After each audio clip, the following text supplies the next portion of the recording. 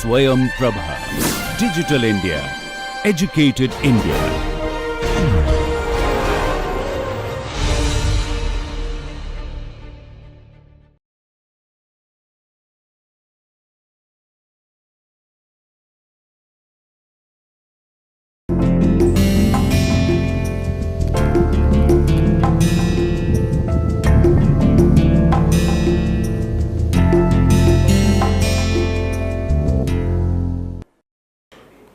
So, friends, in the previous lecture, we were trying to understand the institution of a state. What is a state? A state is an institution that has monopoly on use of violence.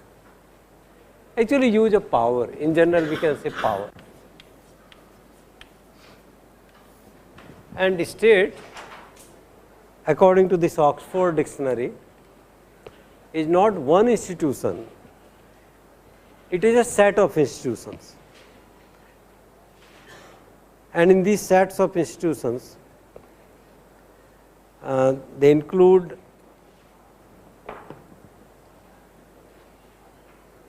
elected representatives, bureaucracy, judiciary, and armed forces.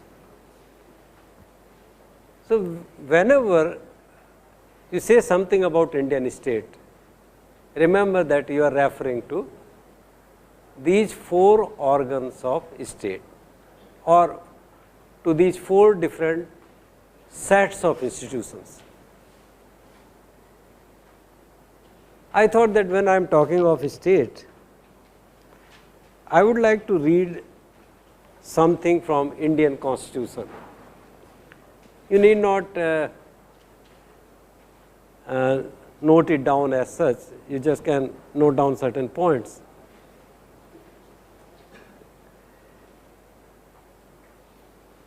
When the objective resolution of Pandit Nehru in the Constituent Assembly was approved, that was on January 22nd, 1947, much before the independence of the country.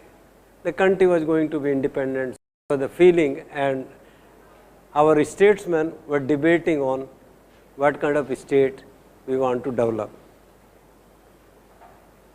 I am reading a long paragraph from a book of Political Science or Introduction to the Constitution of India. It says, the Constituent Assembly declares its firm and solemn resolve to proclaim India as an independent, sovereign republic and to draw up for her future governance a constitution. Not every state has a written constitution. There are different traditions, and like in ancient society or primitive society, P. Gisbert's book Sociology will give you more idea of the nature of a state in primitive society, in feudal society. Even some modern states do not have a written constitution. But in Pandit Nehru resolved that we will have a constitution, a written constitution. To ensure what? Wherein the territories that now comprise British India, the territories that now form the Indian states, at that time the whole of India was not under the crown. There were British Indian states, there were Indian states, and such other parts of India as are outside British India and the states as well as such other territories as are willing to be constituted into the independent sovereign India shall be a union of them all. So, first a territory was to be defined. What is Indian state?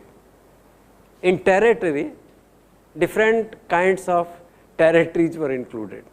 There were some independent states,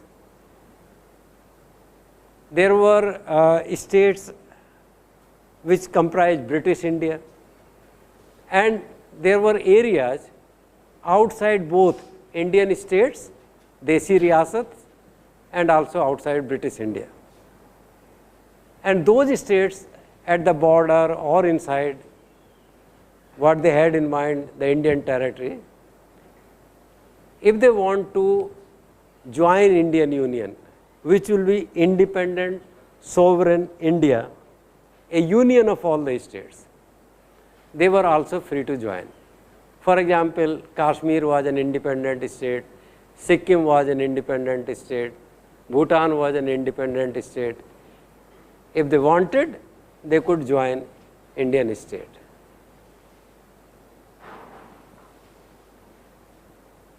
Then wherein the said territories, whether their present boundaries or with such others as may be determined by the Constituent Assembly and thereafter according to the law of the Constitution, shall possess and retain the status of autonomous units together with residuary powers and exercise all powers and functions of government and administration, save and accept such powers and functions as are vested in or assigned to the Union. It is a very technical job.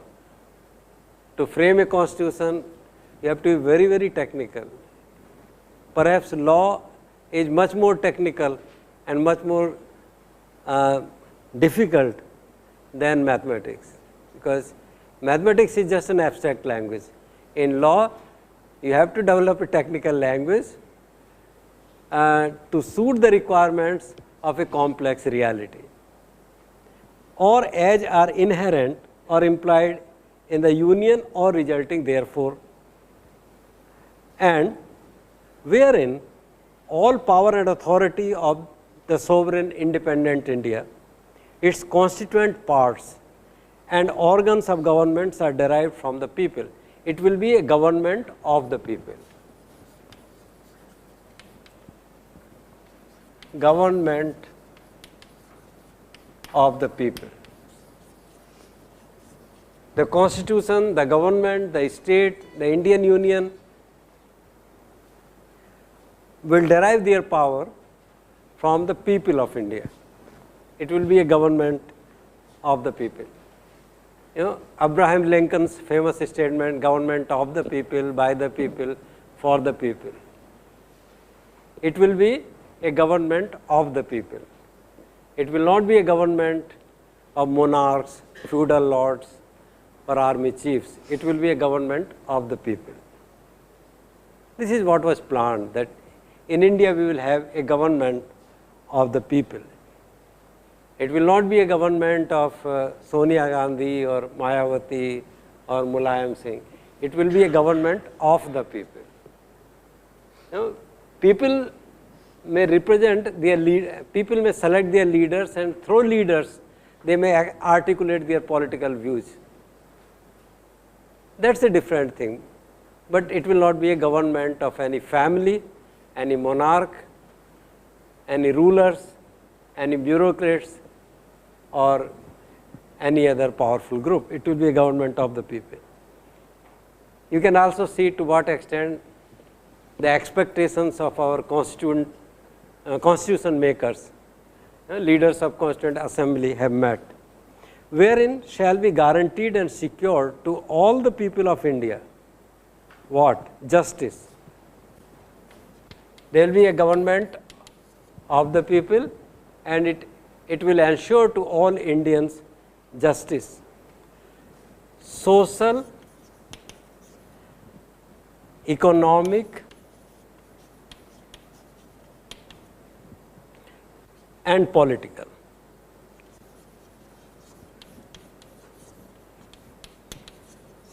Justice.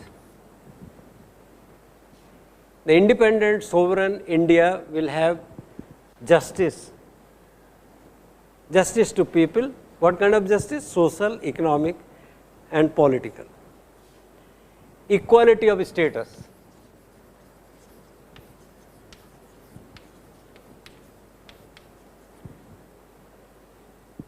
of opportunity, equality of both,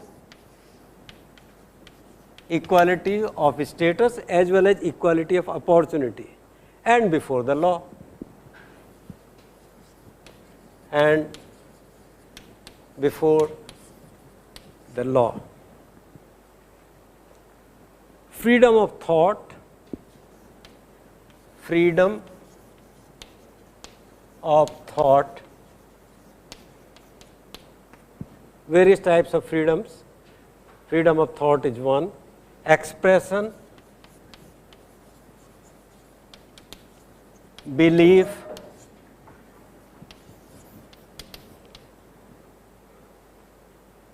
faith, worship, vocation,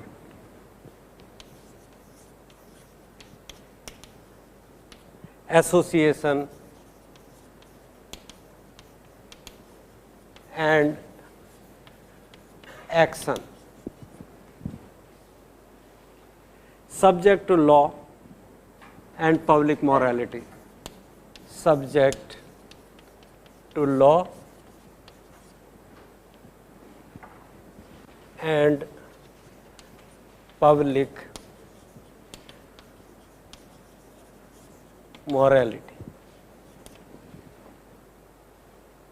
And wherein adequate safeguards shall be provided for minorities, backward and tribal areas, and depressed and other backward classes. Adequate safeguards for whom? For minorities, backward and tribal areas. Now, because there is a comma after minorities and then backward and tribal areas, it is not clear whether here the term backward means, or here the term minorities means religious minorities or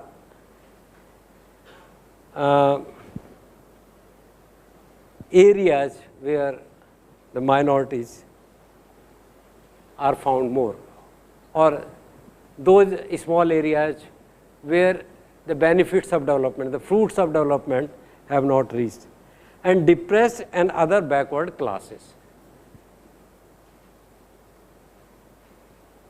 Wherein shall be maintained the integrity of the territory of the Republic and its sovereign rights on land, sea, and air according to justice and the law of civilized nations.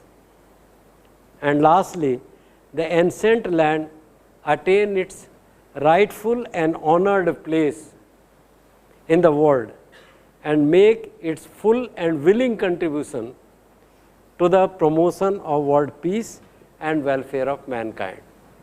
Now, this is what Jawaharlal Nehru thought about expectations from Indian state once an Indian state is formed. You can see to what extent these expectations have met. But in the context of what our sociologists are writing, to ensure all this, you see, it is a very difficult task to organize a state. Is a very difficult task. It is a very complex process. There are negative functions, there are positive functions. This resolution, I think, is more about positive functions, that this is what we will do. In independent India, it will be a government of the people. They are not writing that we will provide food, we will provide security from onslaught from other countries, China, or if there is a Pakistan, at that time there was no Pakistan, if there is a Pakistan, from Afghanistan. They are not writing that they will ensure negotiated settlements between people. They are writing something more, that more is positive. So, most of these things are positive functions of state. Negative functions, to use Gisbert's terminology, is bare minimum, what a state is expected to do: food, shelter, clothes, defense, law and order, minimum. But positive is more than that. What is that more than that? What was the dream of Pandit Jawaharlal Nehru in independent India? That it will be a government of the people. It will not be the government of Maharajas of different states, or big landlords, or some violent leaders, powerful armed groups. It will be a government of the people. And this will be a government for the people. It will work for promotion of interest of Indian people. Whether it is by the people or not, that is debatable. Some theorists, some sociologists say that government can at most be government of the people and for the people, welfare state for the people, good of society. But it can never be government by the people, because all the people, you can't imagine that all the people of India, more than 120 millions, will run the country.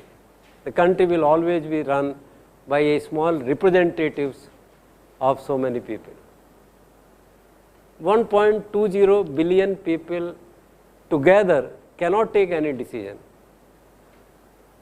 Decisions will always be taken by a small group of people which will represent them.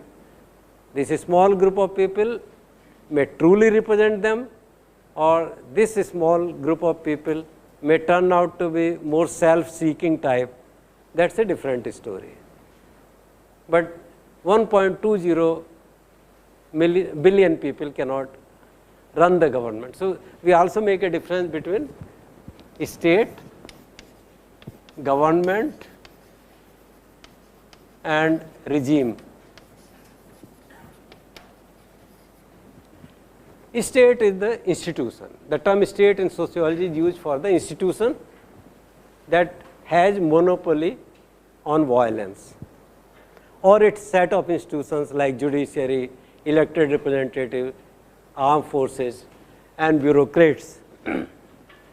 Government refers to the persons, people, persons who have the power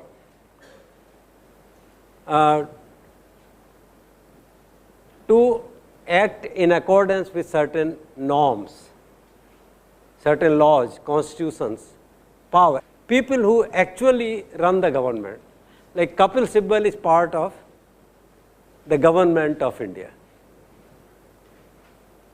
Kapil Sibal is one person who had the responsibility of making new laws, new rules, according to which 10+2 qualified candidates must be tested for admission to IITs and NITs. Kapil Sibal is part of government. As far as the state is concerned, we are all part of the state. The state is an institution and we are all part of the state, but we are not part of the government. You are not part of the government. You are part of Indian state, but you are not part of government. And regime refers to principles or nature or features of the rules, regulations, laws, acts in terms of which a state functions. Authoritarian, democratic. So, these ideas behind the constitution making in India are actually the ideas which are telling us what kind of regime it will be. It will be government of the people. It will ensure justice. What kind of justice? Social justice. So, friends, justice. Now, justice is social, economic and political. For hundreds of years, if not for eternity, Indian society was divided into different social classes. There was hierarchy, inequality, prejudices, discrimination, exploitation and all that. Sociologists say DEO, discrimination or domination, exploitation and oppression. For hundreds of years in Indian society, there was domination, exploitation and oppression. Now, the Indian state that is going to emerge after 15th August 1947 will have social justice. So, no group, no community in Indian society will be seen as high or low and will have a just treatment. Economic justice. In a feudal system or in a state system, there is injustice. Injustice against whom? Injustice against the tenants and agricultural laborers. Who is perpetuating injustice? The landlords. There is injustice. In social terms, there was injustice. Brahmins were superior, Thakurs were superior, Kshatriyas. Kshatriyas were seen at the top or Brahmins were seen at the top. Sometimes they fought with each other. Vaishyas were in between kind of, and Shudras were at the bottom. Treatment of Shudras in society was not good. We are going to develop a new state in which treatment of all social classes will be just. Nobody will be high or low. Economic justice implies that nobody will economically exploit. The term exploitation goes with economic. Exploitation is economic, discrimination is social. There will be no discrimination, no exploitation. So, those who will cultivate the land, they will have the fruits of the land. Agricultural produce will belong not to landlords, but to those who will work for producing food. And political, there will be no powerful or powerless, there will be no oppression, nobody will use violence against other sections of society. So, justice in three forms.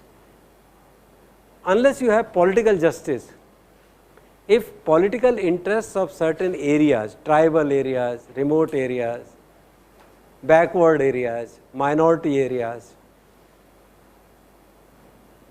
are not ensured, there cannot be full economic justice. If there is no representation of the Northeast in governance of India, then the benefit of economic development and industrialization, urbanization will also not go to the people of the Northeast. If there is no political representation of Jharkhand, Chhattisgarh or tribal areas of Madhya Pradesh, if they do not have articulate or vocal leaders, there will be no social or economic justice either. So, we will have justice which is social, economic and political. This is a positive function. This is not a negative function. This is a positive function. We want to take Indian society or Indian state in this direction in which social, economic and political rights of all the people of India are met. Then equality of status, all are equal before the law, all are equal. In Indian society, all are equal. And this equality of status, nowadays there is a debate on equality of outcome and equality of opportunities. Nobody questions the idea of equality. In his research on education, Mr. Yadav is struggling with this issue of equality, what is equality? I think if I ask you whether we should be a society of equals or unequals, all of you will say that we should be a society of equals. But what does equality mean? Is equality equality of outcome, or equality of opportunity, or promotion of both, and creating a condition in which ultimately we have equality of outcome as well as opportunity? Outcome means, like in different states of India, means in different regions, in administration, and also at the central level, and in armed forces. State means everything, armed forces, judiciary. If in the armed forces at one time, majority of the soldiers and officers belong to 2 or 3 communities, mostly at the time of independence, we had a large number of Muslims who anyway went to Pakistan. Muslim officers and Muslim soldiers, they chose to go to Pakistan. Among non-Muslims, there was predominance of Sikhs and Jats. So there is no equality. India is such a big country. Why should in armed forces is part of a state, why should in armed forces only Sikhs and Jats should dominate? Equality means that all the sections of India, South Indians, North Indians, Ijhawas, Brahmins, Muslims, those who decided to stay in India, Lodhis, Kurmis, Koris, Chamars, Bhangis, everyone should be equally represented in the Indian state. That will be the equality of outcome. We want to ensure a condition in which all castes and communities of India and all regions of India are equally represented. That is equality of outcome. That was the dream. To what extent that dream has come true or not, that is a different thing. But the dream was that we will have equality, and somewhere in the equality, the idea was that a time will come gradually, may not immediately, not in 10 years time, that a time must come when all thousands, more than 4,000, 5,000 castes and communities of India, there is not one caste or community. It is not only backward class. If you have ensured a system in which upper classes or general classes and backward classes and scheduled castes, they are all proportionately represented, even then grievances remain. Yadavs may say that as compared to Kurmis, they are not represented. Both of them are part of, say, OBC, but they may say that Kurmis are overrepresented. Or in Rajasthan, that problem of Gujars. Gujars are backward. Gujars have grievances against Jats. Jats have grievances against Vaishyas. Vaishyas have grievances against others, or they have grievances against Jats. Equality of outcome means that finally, in all good things or in all apparatuses of state, in armed forces, in judiciary, in bureaucracy, in everything, all castes and communities are equally represented. That is equality of outcome. You have a question?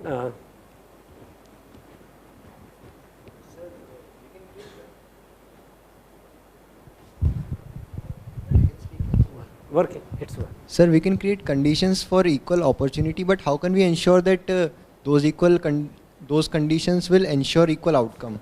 Because men are inherently different from each other, and it can never be ensured that they'll react similarly to same conditions. Two different castes would react differently to the opportunity in armed forces and anything. You see,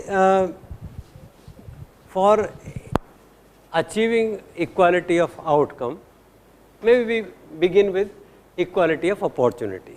You give equal chances to everyone.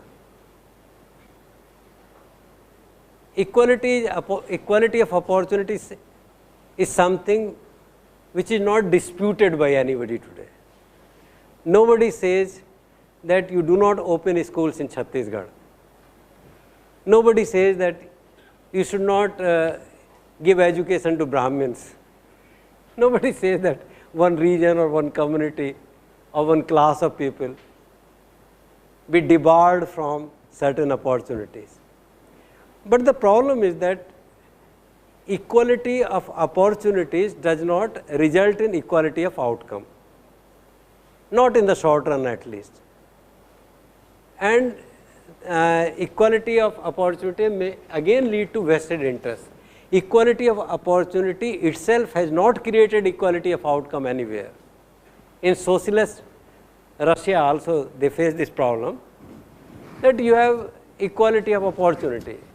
Children of professors, children of bureaucrats, children of industry managers, agricultural workers, construction workers, casual laborers are all going to the same school. That is equality of opportunity. But this equality of opportunity does not result in equality, because at family level, cultural level, community level, children of say professors, intellectuals, experts, managers will have certain advantages which children belonging to laboring communities do not have. So, suppose homework is given, then in the family of educated people where both mother and father, both the parents are educated, it is easy for a child to complete his or her homework and correctly. In the family of those parents where both father and mother are illiterate, there is no one to help the children. So, this equality of opportunity does not automatically ensure equality of outcome. So, something from time to time needs to be done to create equality of outcome also. That is a positive function of the state. If you just confine yourself to equality of opportunity to males and females, we have equality of opportunity of males and females.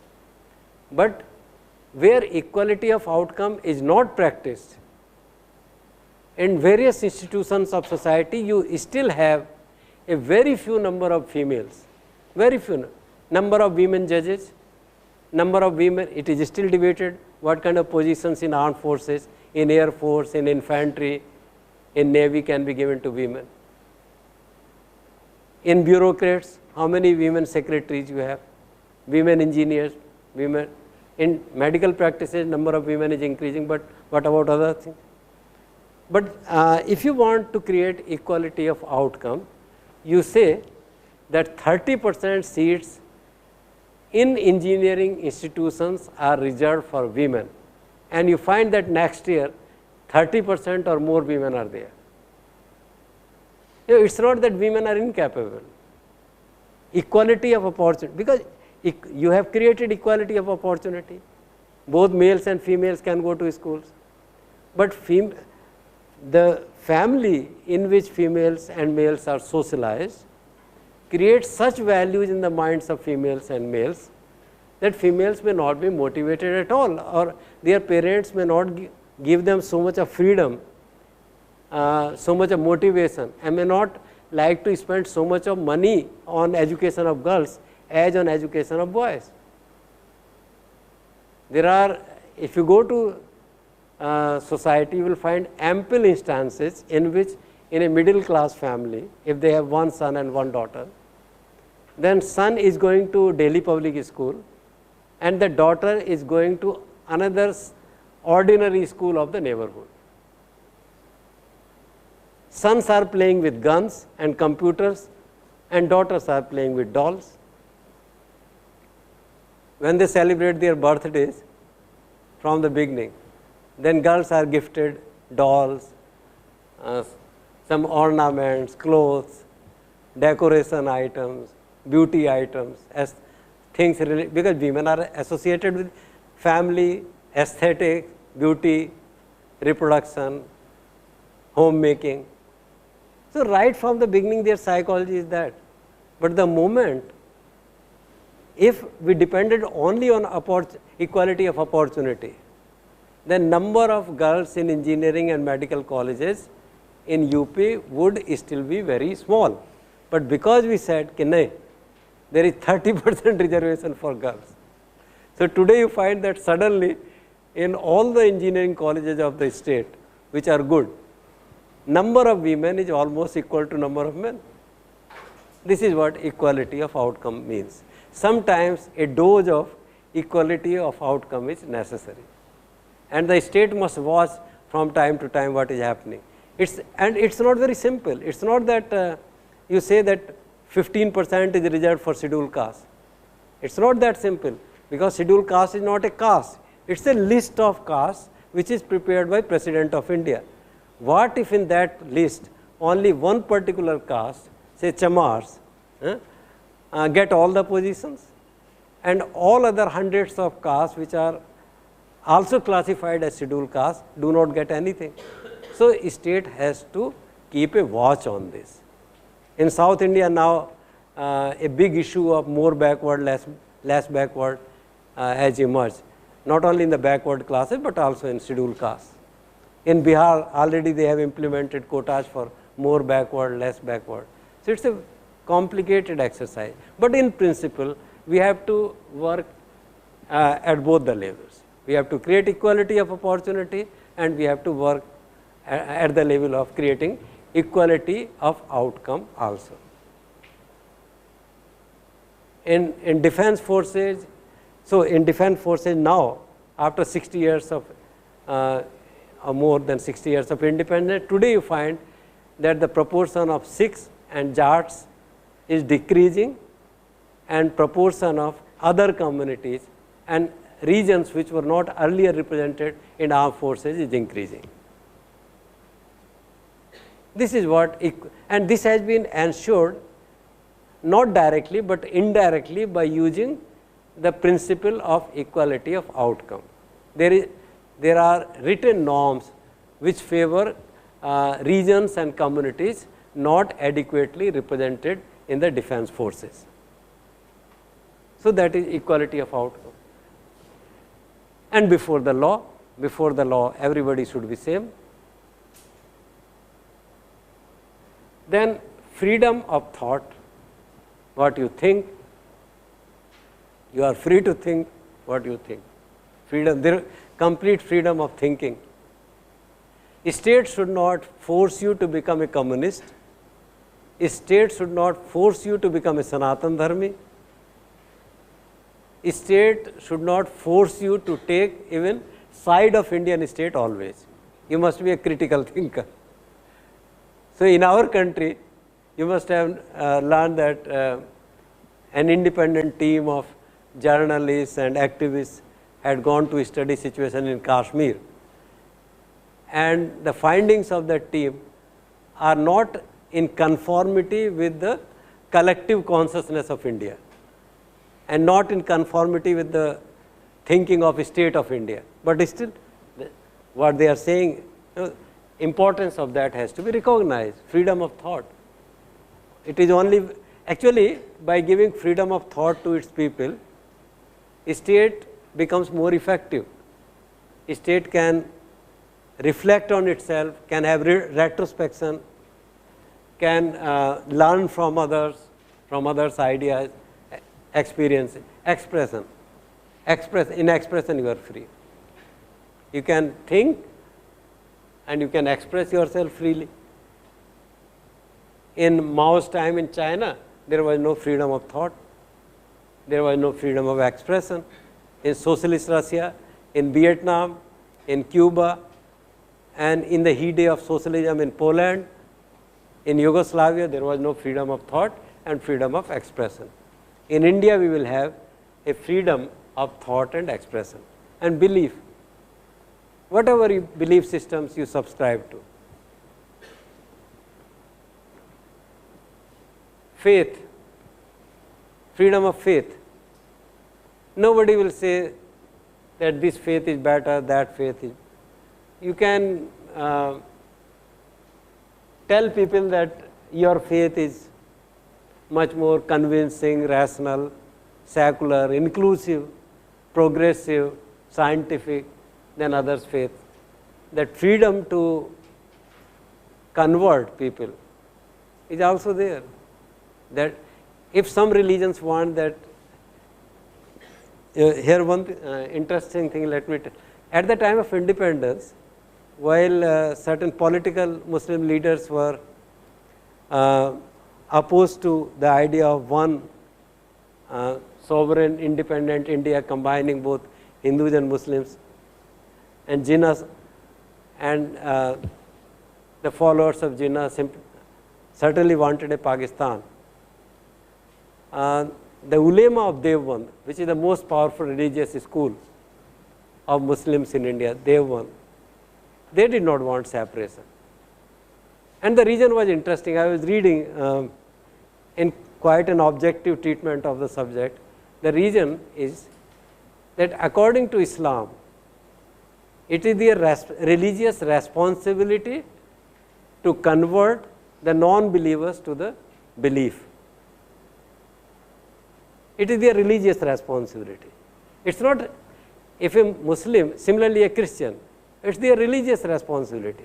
If a Christian or a Muslim is trying to convert a Hindu to their fold, in religious framework, it's not wrong. Actually, it is something to be promoted. It's like if you are an educated person and you see an uneducated person, a rural, poor, is it not your moral responsibility to educate that person? It is.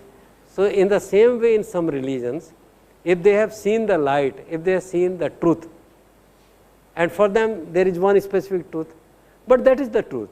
If they have seen the truth, it is their moral and religious responsibility to show the same light to others, to tell others that you are wrong, your magical practices, your tribal beliefs, your beliefs in so many gods and goddesses, this is all humbug.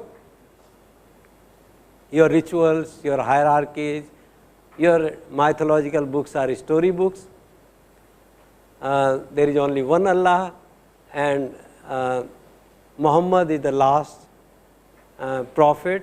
He is to be seen as the messenger of God, and your life must be lived according to the Holy Quran and their hadith or traditions. When they know this, that this is the supreme truth, it is their responsibility. Now, if there is a separate country of Muslims and a separate country of Hindus, then how will Muslims fulfill their religious responsibility of converting non-Muslims to Muslims fold? So, the religious ulema, the Devband school, not that Devband school was particularly patriotic, but there were religious reasons. If it is the religious responsibility of Muslims to convert others, then division of country on the basis of religion does not make any sense. And if you sympathetically look at what they said, it makes sense. It's like putting all the Muslims in a kind of prison where they have no opportunity at all to convert others to Islam. So, they were against. So, in our country, you have freedom to remain in your religion, you have the freedom to convert, and you also have the freedom to not believe in any religion. Everybody is free. Worship, freedom of worship, vocation, any vocation. And nobody can say that Santosh, you will not take up the job of an engineer or of a doctor or of defense. In defense, you will not go to defense forces, or you will not run a shop. You are free. You are free to do anything. We cannot even compel you to take up specific vocations or specific job after specialized training like B.Tech. Although the country is spending so much on you in making you an engineer or a scientist, but there is no force. Tomorrow you can decide to become model. You can become a film producer, a film artist, a painter. You can have your own shop. You can become an industrialist. You can become a religious preacher. We know of some BTech students who have become heads of religious institutions subsequently. ISKCON में, कैलकाटा में, हमारे यहाँ के IIT Kanpur के BTech are heading religious institutions. After doing graduation from IIT system, people are working as ministers, as story writers, as activists, as shopkeepers. They are running shop. If they have a shop at home and they are the only son of their parents, then some of them may like to sit at the shop. Several years ago, I went to Maston Road to buy an umbrella, and while buying umbrella, I just mentioned that I am from IIT Kanpur. Then the shopkeeper told me, "Arey sir, I also did my BTech from IIT Kanpur." Perhaps he gave me some concession because he was a student of IIT Kanpur. I was surprised that after doing BTech from IIT Kanpur long back, why is he running a shop?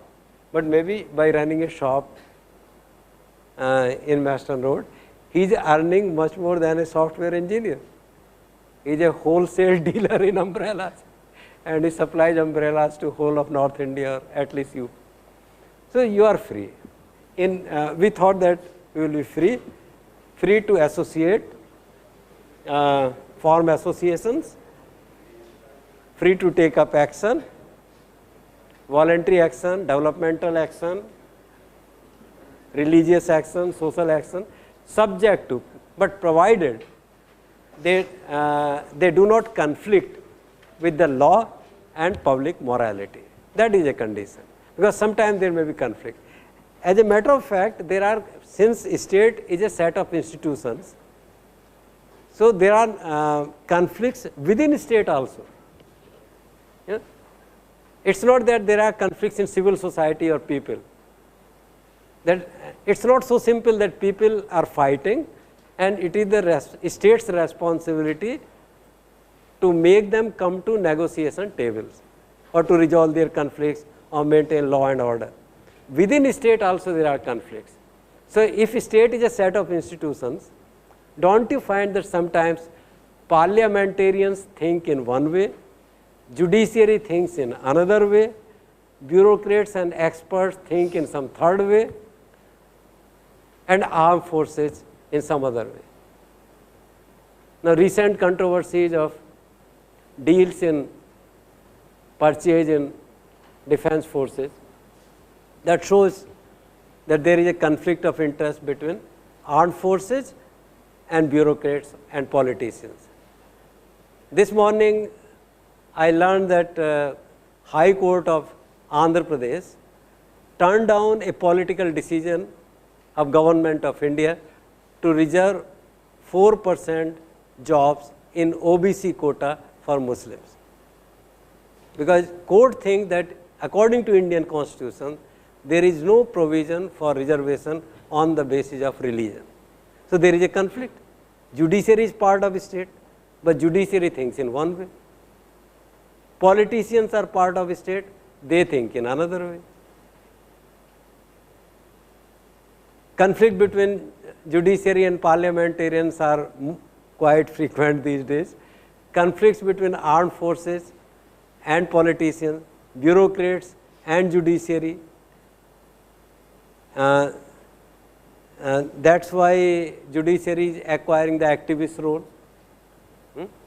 There is a new term, judicial activism, according to which judiciary has started developing new laws, rules, and started guiding and sometime directing the state government, central government to take up certain actions in the field of health, education, nutrition, conflict resolution. So there are conflicts. And if there are conflicts, that only means that state becomes weaker. And I stop here by saying that long back, one Swedish economist, Gunnar Myrdal, who wrote his famous book Asian Drama. In the Asian Drama, he used the term soft state for Indian state, precisely for this reason, that because of these internal conflicts, Indian state will not be able to implement